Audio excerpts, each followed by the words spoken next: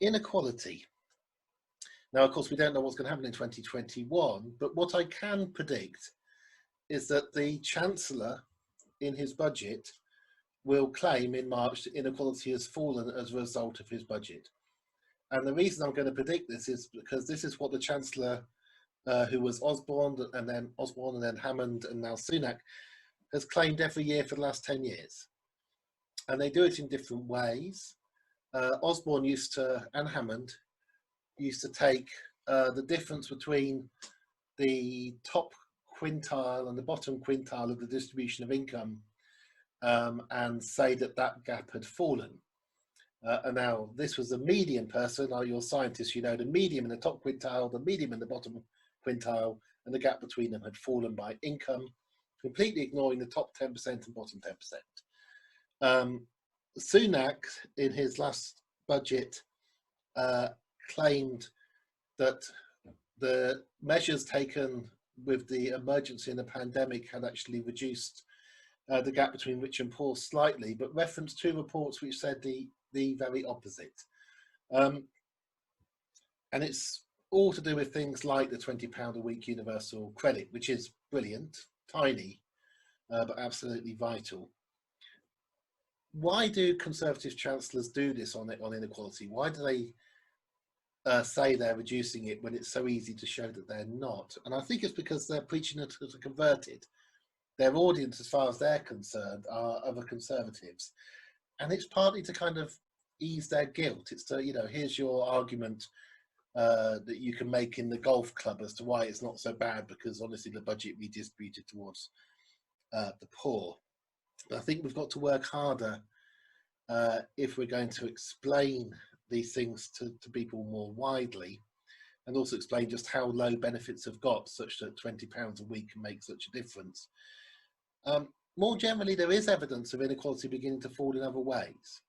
So chief executive officers' pay is not as high as it was a couple of years ago as a multiple of average pay. That may sound trivial. It still takes them just 3 days or a year to earn as much as an average person. But it's the first time in my lifetime that you've seen that kind of gap fall. And the final thing I'll say in this section about inequality in 2021 is that you can actually have a fall in things like income inequality, or possibly in wealth inequality, when the stamp duty holiday ends and the rush to buy houses ends at the moment, and so on. But the inequality feel worse. We're currently in a situation where the best off fifth of society are saving. People like me are saving like never before, because, you know, I managed to go camping last summer, but that was it. I haven't flown on any aeroplanes. I haven't eaten out in any restaurants. I'm not spending my money. And at the same time as people like me are saving, even though we're not actually seeing income rising, the poorest 20% of society, increasing numbers, are literally starving, or would be starving unless they went to work and didn't isolate. And that is certainly happening. If you look at the map of COVID, just Google government dashboard COVID, can click on the map of COVID tonight and zoom in on the city of Oxford and look at the 3 areas with over 800 people per 100,000 being infected. Those are the council estates of Rose Hill, Barton and Blackbird Leys. And they are currently showing today rates of infection that are 5 to 8 times higher than the rates in North Oxford and richer parts of the city. In 2 weeks' time, 5 to 8 times as many people will die in the poorer parts of this city than in the richer parts of the city per head.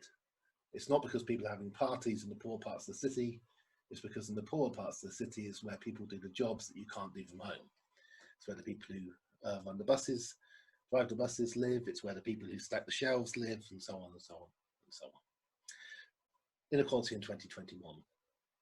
Slowing down, second one thing I want to talk about. I've written a book called Slowdown, so I thought I had to mention it. And this is a nice example of finding the opposite to what you thought you were going to find. I was going to write a book about acceleration, or at least about those things that were going faster and those that were slowing down. So I decided to measure lots of things, several hundred things where you could get high quality data. And my shock was finding that in general, they're slowing down. The ones that weren't were carbon emissions, which are still accelerating worldwide, aircraft flights, which were accelerating in number worldwide, Temperature still accelerating, not just rising worldwide, and a number of university graduates as a proportion of young people worldwide, which you know is going to come. You know, it can't carry on accelerating forever because there's a fixed number of young people. Why do I mention this, apart from the fact it was counterintuitive? It's because we're often told that we're living in a time when things are incredibly fast. The sense of change is incredibly fast. You've never had this rate of change before, but in the future it'll never appear to be as slow again as it is now, and so on, that kind of quote. Now that turns out to actually be more likely to be true for my grandparents than for me. They're the ones who saw flight begin, and then halfway through their lives saw people land on the moon and so on. I would say that we're seeing more slowing down, and all of this was happening before the pandemic came in. So these are all sorts of topics, if you're thinking of questions, things I'm happy to kind of talk about. Why does slowdown matter? It matters in the medium and long term, particularly the incredible slowdown in births and fertility, because it suggests that something is changing fundamentally with capitalism, which if you are scientists for Labour, and you know, Labour is about the people exploited by capitalism, it's kind of good news. You know, we're not heading necessarily to a Blade Runner future or the end. We're heading to something different. The rate of GDP growth per decade has slowed every decade from the 50s, 60s, 70s, 80s, 90s onwards. You can't, as a firm, just make more and more money. It's becoming harder to do that. Third part of the title of my talk was learning from Finland. The question is where to start, but I do wish Labour would do more of this, not necessarily just from Finland, but from other European countries and occasionally other places like Japan, but certainly not the United States. Ben was telling me before that Gordon Brown had the one of the largest audiences for one of these things, and I like Gordon Brown a lot. The only thing I didn't like about Gordon Brown was that, I think partly because he liked going on holiday in America, I think went every summer, he would come back with ideas from America. And if you are Labour, the United States of America, even with a nice new president, is not the place you want to go for good ideas on social or economic policy. And that's easy to prove because of the outcome. You know, 2 million prisoners, streets covered in homeless people, life expectancy lower than the OECD, infant mortality 2 times higher. You know, you don't go to America to look at things like, oh, how do you do a schooling system? Let's make kids march and hold their hands behind their back. That was a good idea. Really not good to do. Finland ranks first, second or third on 103 social and economic indicators in the world. Remarkable success story for a country. Somewhere, of course, has to be top. It's chance partly, I think, that Finland at the moment scores so highly, but just to give you the kind of examples, a few years ago, Finland recorded the lowest infant mortality rate the world had ever known for a country. 97 babies died in 1 year. Never so low, 1.5 deaths per 1,000 births. Tokyo just manages to beat it, but Tokyo is not a country. That's health. Oh, and I won't tell you about how you have to wait sometimes 14 days for an operation in parts of Finland, or really bad 30 days. Been storing PPE since 1957. Housing, the only part of Europe with literally no street homeless. Education, how many languages do you think the average 18-year-old can speak in Finland? What do you think their maths ability is like? Which country in Europe do you think people have the greatest flexibility over what working hours they do? And do things work? They work fine. It's just that you can't get yourself something to eat at 10 o'clock at night in Helsinki that easily, because who wants to do the washing up? I won't carry on about Finland, but you know, Finland in a way is probably too far for Labour to try to reach. But if you want halfway to Finland, it's Germany, and you shouldn't get sick of people making claims about what it is possible to do in a country like Germany. I'll put it one way. If you look at the Labour manifesto of December 2019, it was quite interesting and quite good, but it didn't quite promise to raise public spending up to the levels that Germans do it. which of course is a lot lower than what Finland does. And as much as you might like Jeremy Corbyn, I couldn't see him letting in 1.5 million Syrian refugees, like the German Chancellor did. And you may think she's a conservative, but their policies are to the left of Labour. Finland, you're in a different world of kind of left, but pragmatic, entrepreneurial, working, free left, and a coalition of 5 parties, which really works. Finally, choosing which science to follow, and just to be topical and so on, and the difficulty and the difficulty of the pandemic. Now, this is what I have not written a book on, and what I should not write a book on. And there will be enough books written, and good books. There've been some very fast books, which is silly, about the pandemic. It'll be really interesting to see who writes the definitive book about it. But the phrase "following the science." Now, following the science is easier when there is a science that's established. It's much harder when there isn't one that's established. But even when there is one established, it isn't necessarily right. When I was at school, I'm 53, so I'm not that old. To get my A grade in geography A level, which I'm very proud of, I had to write about the ice age that was coming and how the world was going to be colder, because that's what you had to know and be taught in the 1980s to get an A in geography at school. Now, of course, we have a very, very established science about climate change, but it's different. A new disease doesn't have an established science. We don't know when the 4th coronavirus that became one of the common colds actually had its pandemic. Could have been 1889, possibly. That may not have been the Russian flu. Could have been 500 years ago. Papers coming out all the time.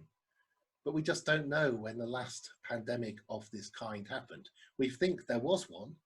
In fact, we think there may have been 4, but we don't know. We don't know. I do not know what is going to be revealed tomorrow at 12 o'clock when the Office of National Statistics release their result of their brilliant random survey, the equivalent to React, which led the news headlines, I think, yesterday. Their random survey, which will tell us whether the infection rate is rising or falling, and where, and for crucially which age group, because what really matters is whether it's rising in the over 70s and then the 50 to 69-year-olds. I honestly, I've been looking at it all year, and I cannot tell you what that is going to say at all. But what I can say is that if somebody says we must follow the science and I am the science and there is a consensus and those who don't agree with me are not scientific on this thing where we really don't know what's happening, you should be wary of them. We have gone from thinking that this is something that could have been wiped out like MERS and like SARS to realizing it's going to be endemic and it's going to last. We've gone from thinking that zero COVID was a possibility through to worrying about whether people can be infected for a second time or not. We've gone from thinking that there possibly might not have been a second wave because the rates were so low in China and Japan and so on, to the chief medical officer, one of the 4 chief medical officers, saying we should worry about next winter. And I worry greatly about following the science. A graph has been tweeted around today from the National Education Union about whether teachers get infected more or less than other people, and then huge numbers of tweets under it saying, please show your source because that data just looks wrong. We're in a situation, and of course it's a situation of fear, but the unknowns are very, very high. Going back very briefly, and because I'm getting within a minute of my 20 minutes I've allowed myself, going back to 1889, this pandemic, which is called the Russian flu, went on from 1889 to 1893. And there was mass fear and dread at that time. There was mass fear and dread at that time because there was a new form of social media invented, or had been invented recently in 1889, which was called the local newspaper. And the pandemic of 1889, 1890, 1891 was brilliant for filling the pages of local newspapers. And so the dread and the fear of this thing, which was really well worth being frightened of, was stoked up and kept going by the new form of media. In contrast, once we'd bedded in with that media in later epidemics, my favourite is 1957, which had a similar death rate for age, killed far less people, but because we had far fewer old people then. The 1957 flu pandemic, the media reporting of it was so different that the Prime Minister, Harold Macmillan, could say at the heart of the highest number of deaths, "You've never had it so good," as she said in the middle of that pandemic. And now we have social media and so on, and fears. And I'll end you with a geographical comparison just to think about. The parts of Europe which have done best on the pandemic, Iceland, Norway, Finland, which have some of the lowest rates of death per million, still have rates of death which are 10 times higher than their equivalents in Southeast Asia. Singapore, Japan, Taiwan, China, Vietnam, Laos, Cambodia, Malaysia. We don't know why. It is not all behaviour, mask wearing and distancing. We don't know why. We will know at some point in the future, but we do not fully understand this thing. And I just think it would be useful as 2021 goes through, that we at least recognise how many things each of us got wrong since the beginning of March last year as this played out. The thing I got most wrong is I thought a second wave was avoidable because I thought the very low rates of transmission and death in Southeast Asia could be mimicked in Europe. And I thought all we had to do, we're just being a bit slow, but let's just get track and trace and other things working over the summer, and then surely we can do that. And look, aren't the Germans good and clever, and we can copy them. Turned out to be utterly wrong in the circumstances that we're in at the moment. So just a plea for humility about what we can know, how fast we will know it. And last trend on the Labour thing about this, about what we care about the most. Now, clearly, this pandemic we care about hugely, but in December of 2019, as COVID was emerging in China, IPPR, middle of the road Labour think tank, produced a report. And that report said that the number of people who died as a result of austerity and the cuts in Britain were mainly old, very old, slightly more older women than older men, was 131,000 over several years, although 50,000 of that was in 2015 alone. That's IPPR. The vaccine rollout means that we are unlikely, hopefully, to get anywhere near to 131,000 from COVID. We cared so little about the deaths from austerity, and we cared so little about them because they weren't going to happen to us. And this includes people who talk about Labour on Zoom talks. In contrast, we were absolutely petrified about the pandemic, particularly because it began with skiers coming in, tourists, politicians, the Prime Minister, people like us. And when the dust settles and time goes down, I think we should look back at the period from 2012-13 onwards, when the deaths began to rise, 2014 when the life expectancy peaked and then it fell. And we should ask, how were we so willing to accept the deaths of so many very elderly and frail people from one thing, but willing to stop everything from deaths of the same demographic from something else? What was it that caused us to behave in such a different way to something which had a similar result, albeit over a longer time period initially? Thank you very much. Thank you, Danny. That was a fantastic talk, you know, and some particularly kind of stark points in there, and that item that you've ended on there about the similarity between the number of deaths from COVID and the number of deaths from austerity, and why do we care about one and not the other, I think is a very important question to leave us all with. Just before we dive into the questions coming in the comments, and please do add your questions into the comments over the next few minutes while we begin the discussion. I've got a few questions to ask you myself, Danny. So on the sort of subject of which science to follow, and it's something that it's almost become a joke, I think, to some of us hearing that phrase, particularly in this society. And we've paraphrased it and used it in some of our own material.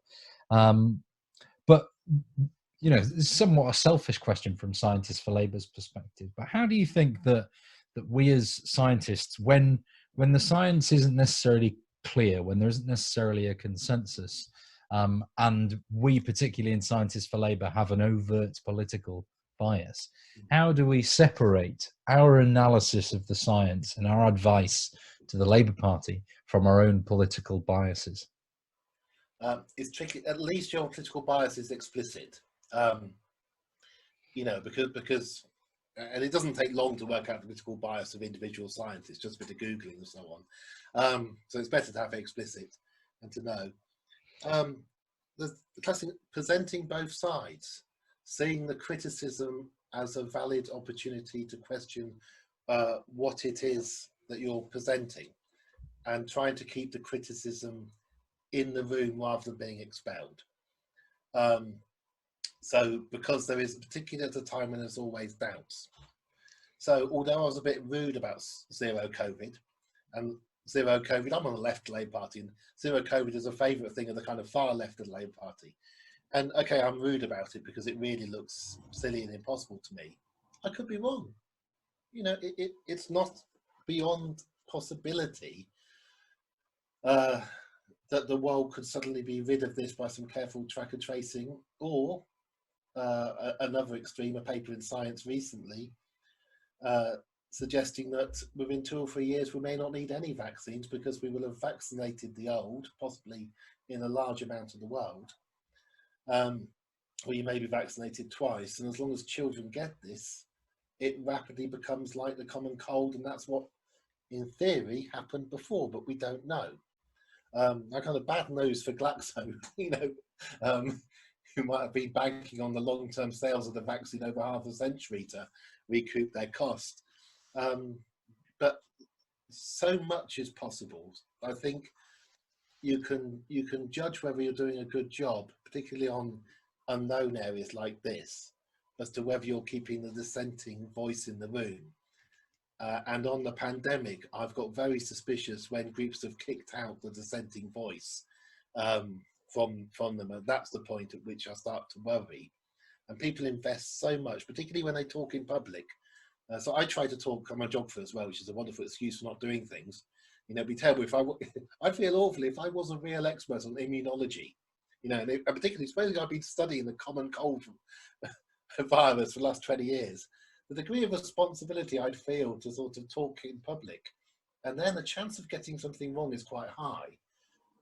And then the chance of holding on to the thing that you said and keeping on saying it, and feeling embittered because you're getting all these attacks, it is also there. So and a lot of people, scientists who've been involved in this publicly, they're not people who've ever been that out publicly before. So it's been a shock for them to be attacked.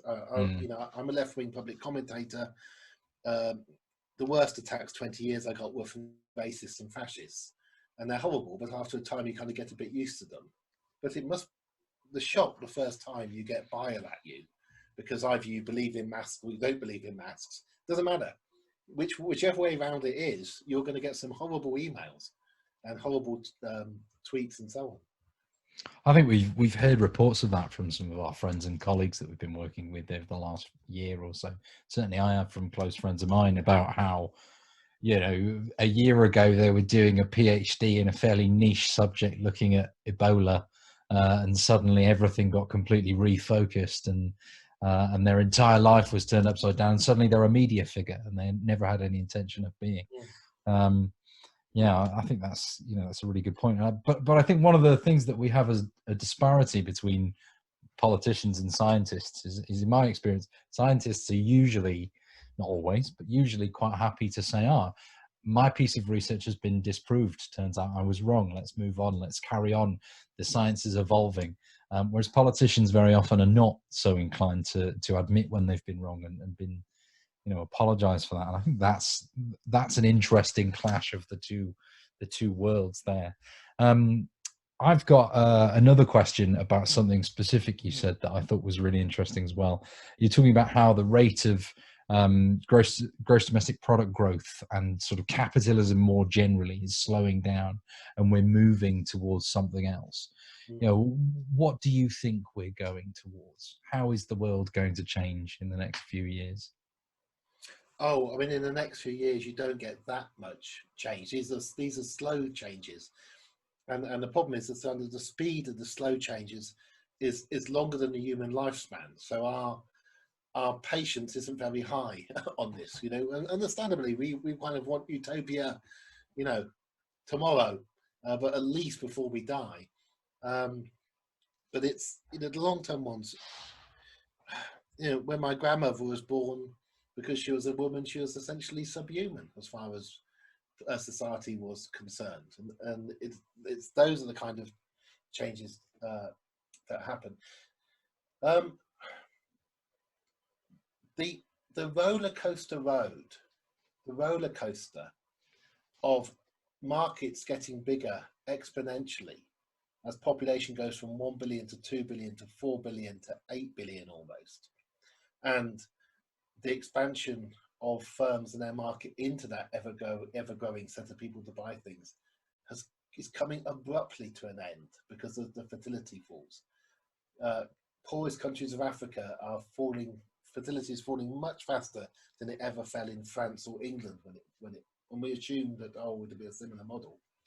But it's much more like China, where the average number of babies per woman went in one generation from 5 or 6 to 2 before the one-child policy.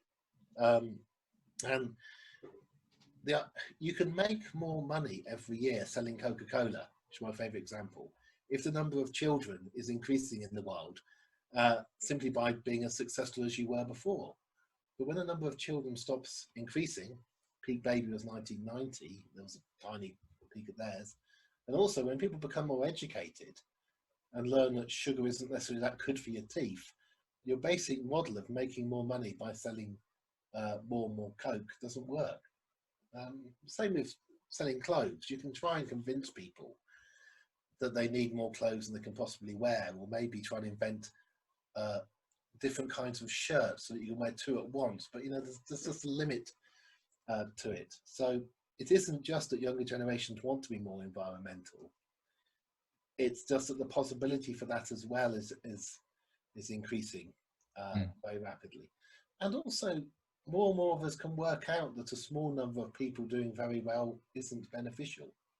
But it's only relatively recently that we've worked that one out. Trickle down was something that you could sell in the 1970s and early 1980s as something that was believable. And I know there are still some people who believe in it, but not many. Yes, quite. Yeah, quite so. Okay, I'm going to go to some of the questions in the chat now, Danny. So we've got a question from Francis at the top here. Francis says, we don't know a lot about the medical science, but to what extent should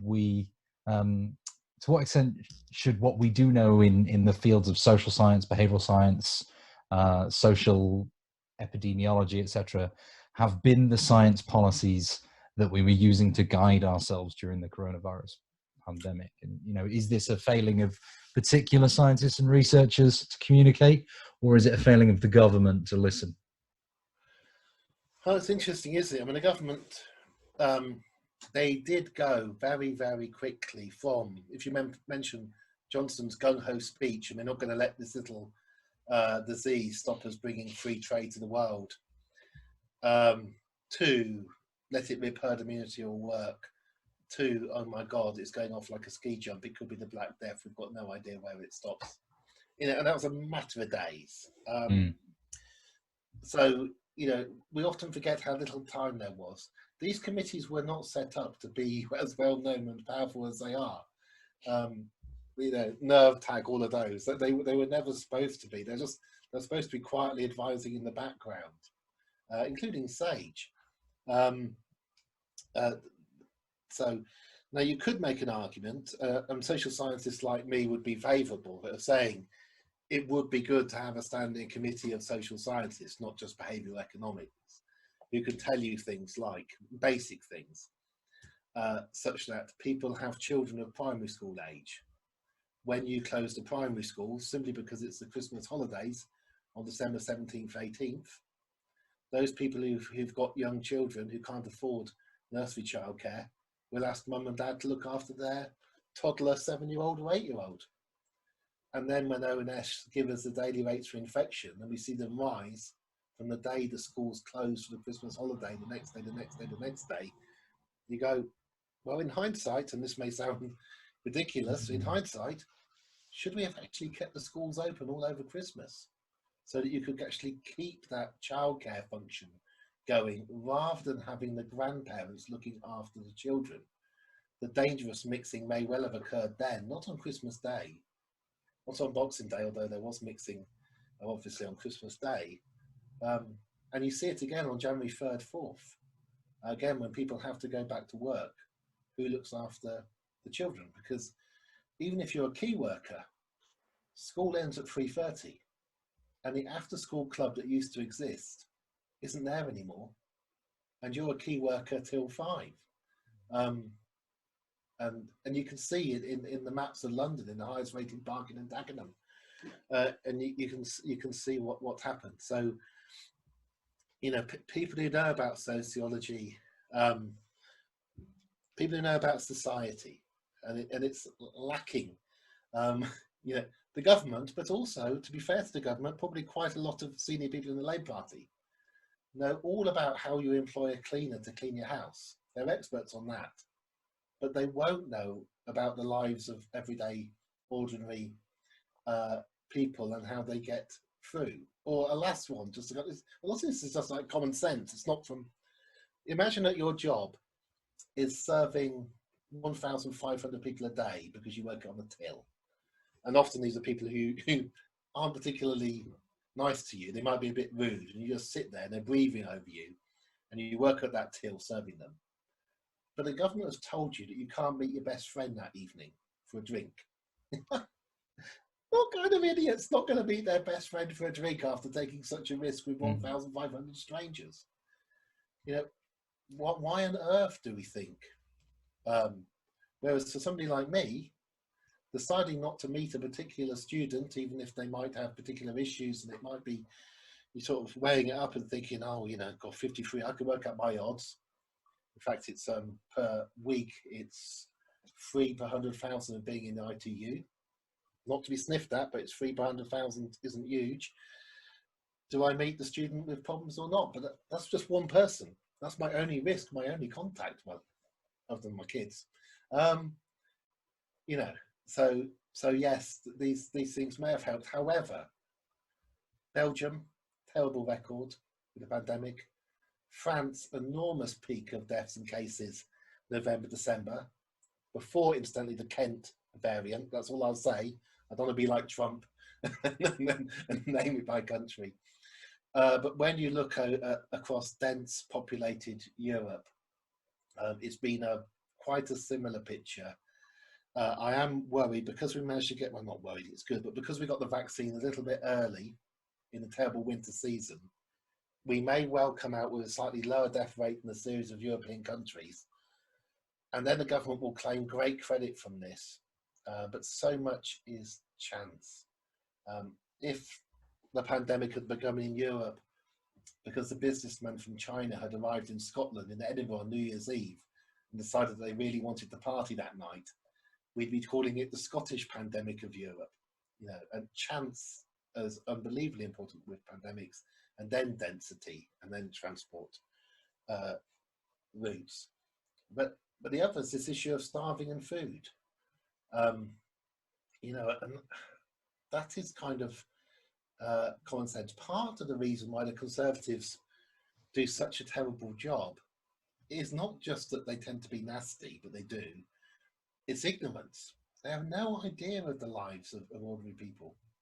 The chance, you know, the chancellor, um, you know, head boy at one of the most expensive private schools. It's a perfect education not to know how most people in Britain grow up. Um, you know, I don't blame him for not knowing. Whoever gave him a chance. There's a lovely letter got to give away in the Guardian today, saying, "Is Marcus Rashford so much more able than Boris Johnson because of his innate abilities, or was it because he received such a better education?" And this lack of savvy, lack of basic knowledge about things when your life has been so very different in the most economically divided country in Europe. Yeah, brilliant. Cheers, Danny. And so while we're kind of on the subject of geography more generally, and we've talked about a few different countries, there's a great question in the chat from my East Midlands colleague, Andy, that I'm going to go to next. So he says, thank you very much, Danny, firstly. And then from a geographer's point of view, what is it about Finland that makes it so good? Is it simply the fact that it adopts a classical Scandinavian economic model? Is it its location? Is it the population size? Or is it something else? And I think this is great at the end from Andy's question here. Is the fact that it now has a coalition government led by women under 35 a symptom or a cause? Okay. It's partly chance. In the 1960s, Finns came to Britain to learn how to do things because we were the second most equal country to Sweden in Europe, and particularly about our brilliant comprehensive schools. So we could kick ourselves a bit at that. Being on the wrong side of a war helps with inequality. Losing a war helps. Japan became one of the most equal countries in the world because America imposed equality on it. Germany, similar. And Finland, of course, was on the losing side in the Second World War. That whenever you lose a war, your elite are deposed and a new set of people are put in. And that new set are always better than whoever was your elite in the past, because elites become corrupt. And then possibly the poverty of Finland, possibly. And the fact it was a colony and it was so poor. It was a colony of Germany, Sweden, and Russia at times. Finns had to be nice to each other if they weren't to lose their children, if they weren't to leave. So that's one of the many reasons that we've kind of guessed that. But what makes Finland better than the other Nordic countries? This is the interesting thing, because it does slightly better despite having lower GDP per head. Finland spends more money on its bottom quarter of children and their education than the other Nordic countries. It's looking after the weakest. It actually does it. It puts its money where its mouth is. And it's quite why is hard to tell. But somebody had to be at that position. And in this book, Finntopia, we have a graph near the start which shows that Finland was one of the poorest parts of Europe at around the time when England was the richest. And I often say that, you know, it's not just that we are terrible and useless. Any big world power finds it very hard to recover from being that world power to being a nice place to live again. And we internalised colonialism. We had public schools which were brilliant for teaching young men how to be brutal and take the Khyber Pass with 12 and execute large numbers of people. Public schools are great for running an empire.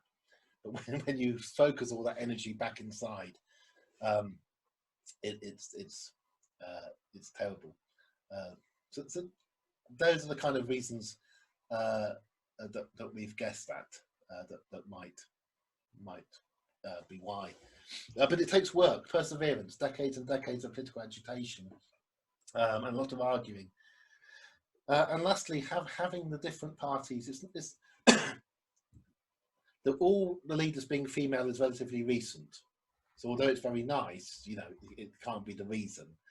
But it is useful to have PR for a labour movement, as I suspect long term, when we eventually get PR in this country, you have a much happier relationship if you have a social democratic party and a kind of the Linke left party. And then you don't have to get on with each other except you always act in coalition in power. But you don't have to get involved in people in local meetings and so on. I think one difficulty that left has in Britain is because of our voting system, we have to try to get on with each other. In other European countries, you just have your own separate political parties, and you can believe in your own particular truths, and that's fine. But you know the real enemy are the Conservatives and the Fascists, and you come together to stop them being in power when you form a government. Fascinating, thank you. I think we've got time for one, maybe two more questions. So I'll go to Tom's question in the chat. So on the subject of the slowdown that we were talking about earlier in the conversation, you know, can you say why you think slowing technological innovation and the slowing or absent economic growth will lead to social stability as opposed to social instability? Well, you can do a kind of empirical observation. You can look at the number of people who have died in wars every decade and the level of instability in that way, and you can actually say the world in some ways has been becoming much more stable than it was at the time of World War II and in the decades after that. We have remarkably few wars in Africa at the moment. We have life expectancies in some of the poorest countries that are very high. So that is the way in which we appear to be heading. There are various people who make estimates about when the rates of innovation were highest, and the ones I found most believable were actually about the 1930s. Really finding good uses for electricity in the 1930s, accelerated maybe by the Second World War. But then universities have an enormous incentive to say we're always inventing things. You know, so you're told at the rate of invention, and I worried that my bias of being an old man has an effect here. But I got emailed when I went to university in Newcastle in 1986, and I had video conferencing in 1988, and I had a Windows system in 1990, and a mobile phone shortly after. And 4 times in my life there's been artificial intelligence revolutions just about around the corner and been hyped, and I may be being a bit skeptical about it, but I never got the jetpack, and the speed of airplanes released actually went down in my lifetime, and beaming up Scotty certainly hasn't happened now. And so I think it is fair to say that of course there'll still be innovations. The Finns are great at one, creating artificial protein or meat without the need for sunlight in Helsinki is a innovation I absolutely love. The idea that you can actually create that much protein, and you know, for those of people who want things that taste like meat, you can make them and you don't have to have factory farmed animals. All these kind of things are still happening, but they're not the same kind of innovation as the telephone when it first came. And the telephone and the telegram was so revolutionary compared even to this, what we're doing now. It's lovely to see your face, and I can see your nose, you know, nodding up and down. But essentially, you know, you and I are still talking on the telephone. It's just there's a few more of you there. We've got a bigger form of telephone. Yeah. Yeah, I think you're absolutely right. You know, Matt's just written in the chat there about was there a Scientists for Labour Zoom meeting 10 years ago? But I think your point is right. The sort of big innovations that we've seen in science, it's been a while since we had one of those real seriously, arguably, although we have a video conferencing service now, that's an iteration on what is the telephone as opposed to some revolution. I think that's a really good point. I'm just going to ask one more question of my own on one of the really specific things you said during the talk at the start, about some of the worst COVID rates in locales specifically tend to be in council estates, in areas where there are likely to be high proportions of people who are either key workers or ultimately don't have the means to be able to stay at home even when they're meant to. You know, from an evidence-based perspective, what should we as Scientists for Labour be doing in terms of advising the Labour Party to push the government to solve this problem? We should be looking at the practice in different countries at the moment, and particularly the welfare practices and what's possible. So can somebody afford to isolate in Norway who is poor in Norway as compared to, are they able to isolate here? And it's those comparisons between countries at the moment which might help. But the other thing is to think forward to the future. You know, this will come to an end. It doesn't feel like it, particularly in this week of some of the worst death rates. But it'll come to an end. It's partly what can we learn from it, not necessarily just for the next pandemic, because they are relatively infrequent. They've been becoming more infrequent than frequent. But for the way in which we live, and we have discovered how many people with children live in flats with no garden and nowhere out, and how that living in, as overcrowding in Britain has increased, much of the living in Britain is only possible where there are 3 or 4 generations sometimes living in a house. It can only work because people are out working, because they're at school. The functioning of that property doesn't work because the answer there is we shouldn't have people living at these densities, but we've mucked up our housing policy. So we have loads of empty houses, then huge numbers of houses with one elderly person living in them. And that's increased because, you know, who wants to go into a care home at the moment? And it's how the pandemic shines a light on other things. We'll take schools. You know, you needed a computer before the pandemic to do your GCSEs. There's no way you're going to get more than an average GCSE mark without a computer at home. I'll never forget when Oxford City Council got the living wage in Oxford to £10 2p, and slowly parts of this university that I work for and colleges, most of them began to adopt £10 and 2p. And what was the difference of £10 and 2p? It meant that a part-time cleaner, with the lowest paid people in the University of Oxford, would get £500 more a year. And what would that cleaner do with £500 more a year? £500 would just about let you buy a second-hand computer so that your child could actually do their schoolwork, because it's not possible without one. And part of the reason for never forgetting this is that, you know, I work for the University of Oxford, and the biggest detriment to the education of the children of Oxford who were in the worst situation was the University of Oxford, out of principle, not because it didn't have the money, out of principle not paying them enough so that they could get a computer for their kids.